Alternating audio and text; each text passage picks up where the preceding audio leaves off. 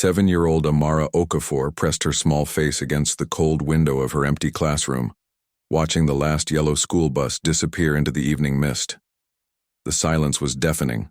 No more chattering voices, no squeaking sneakers, unpolished floors, just the hollow echo of her own breathing. "Mama. Papa," she whispered into the darkness, her voice trembling like a leaf in the wind.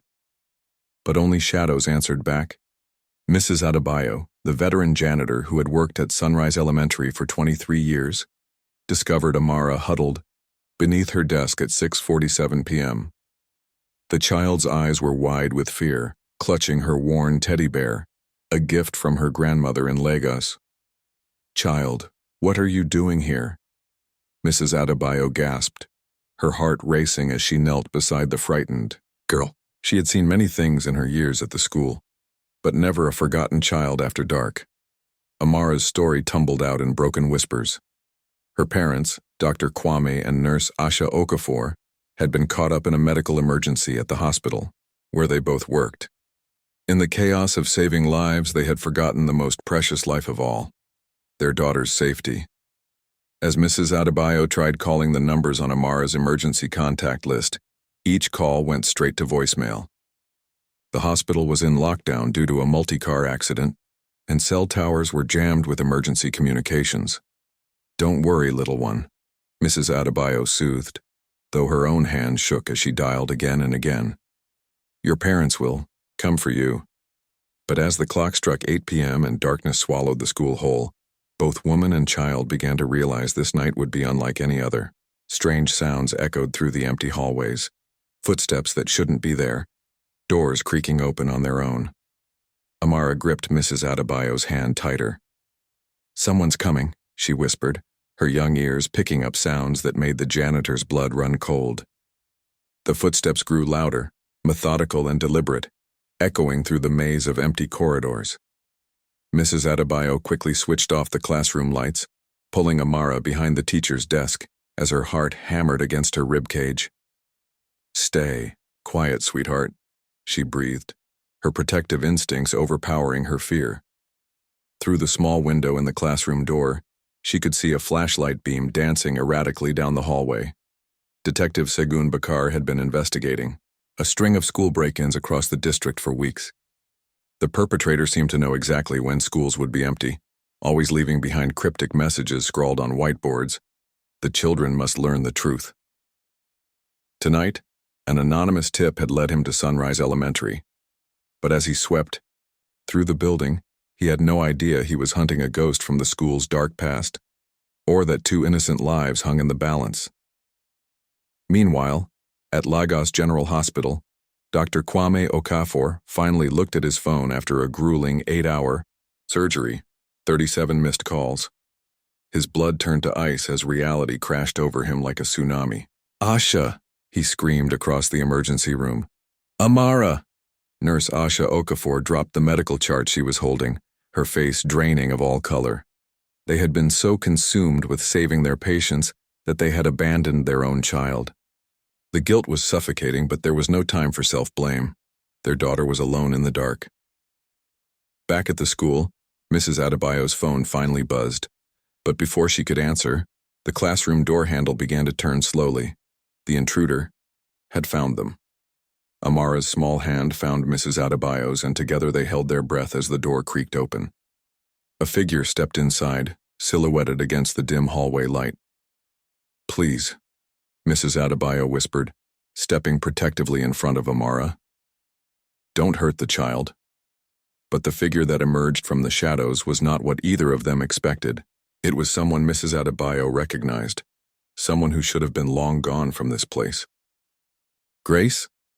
Mrs. Adebayo gasped, recognizing the slight frame of Grace Mensah, a former student who had graduated 5 years ago. But something was terribly wrong. Grace's clothes were tattered, her eyes wild with desperation, and her once bright smile had been replaced by a haunting emptiness. "I had to come back," Grace whispered, her voice barely audible. "They need to know what really happened here."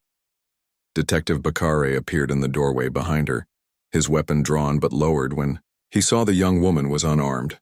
Grace, we've been looking for you for months. Your family thinks you're dead. Amara peeked out from behind Mrs. Adebayo, her innocent eyes taking in the surreal scene. This wasn't the monster she had imagined. This was a broken girl, barely, older than a teenager, carrying wounds that went deeper than flesh. Grace's story poured out like water through a broken dam. She had been living in the abandoned basement of the school for weeks, surviving on cafeteria scraps and rainwater. She had been one of the children abused by the former principal, Mr. Harrison, years ago. Abuse that had been covered up, buried, forgotten by everyone except the victims. "I'm not crazy," Grace insisted, tears streaming down her hollow cheeks. "I have proof. Documents he hid, photos, names of other children. The school board knew and did nothing." Mrs. Adebayo's heart shattered as the pieces fell into place. She remembered Grace as a bright, laughing child who had suddenly become withdrawn and fearful in her final year. Like so many others, she had noticed, but hadn't acted. Detective Bakare holstered his weapon completely. This wasn't a criminal. This was a victim seeking justice in the only way she knew how. At that moment, Dr. Kwame and Nurse Asha Okafor burst through the school's main entrance, their footsteps echoing like thunder as they raced through the hallways, calling their daughter's name with voices raw from anguish. As they reached the classroom, they found not just their daughter, but a revelation that would shake the entire community to its core. Their child's forgotten night at school had uncovered a truth that had been buried for far too long, but the real shock was yet to come. When Dr. Kwame and Asha finally held their daughter in their arms, their relief was overwhelming. But as Detective Bakare began to piece together Grace's evidence, a horrifying realization dawned on everyone present. The abuse hadn't ended with the former principal's quiet resignation 3 years ago. It had continued, hidden in plain sight, perpetrated by someone still within the school system, someone who had access to children every single day. Grace pulled out a worn manila envelope from her makeshift hiding place in the basement. Inside were photographs, testimonies from other victims, and most damning of all, financial records showing payments made to silence families who had tried to speak out.